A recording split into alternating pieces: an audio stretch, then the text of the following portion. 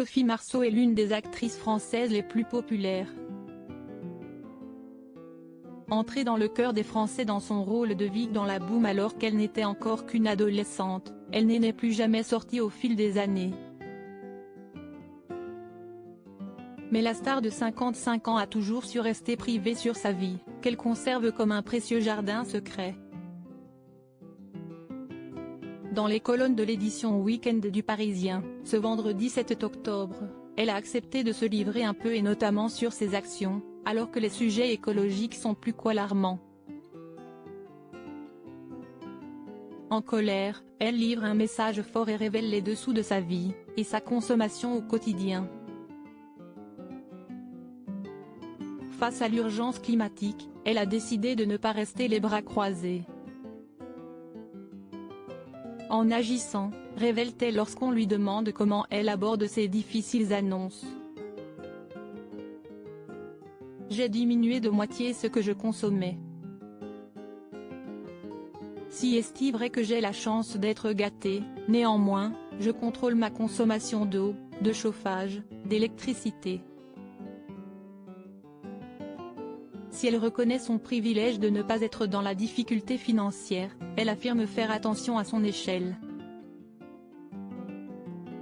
Le plastique, par exemple, ça me rend folle, a-t-elle confié à nos confrères.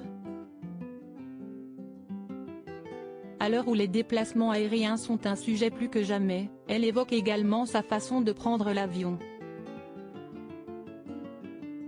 Je suis choquée par le luxe, je n'aille plus de voiture, je ne prends l'avion que quand si est nécessaire, déclare Sophie Marceau.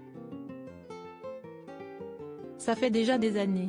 Je me souviens qu'il y a 10 ou 15 ans, je disais à mon agent de me créer un avatar pour éviter de me faire plus de 15 000 km en avion pour passer 2 jours à Shanghai ou à Pékin. Et elle semble très en colère contre ceux qui se moquent de l'actualité écologique. Je suis choquée par le luxe effréné. Que font ceux qui dirigent? Pour limiter la propagation du Covid-19, ils ont tout arrêté, tout de suite. Si est-il bien la preuve qu'il est possible de prendre des mesures? Là, qu'où est ce qu'on fait? Rien. On traîne, on discute.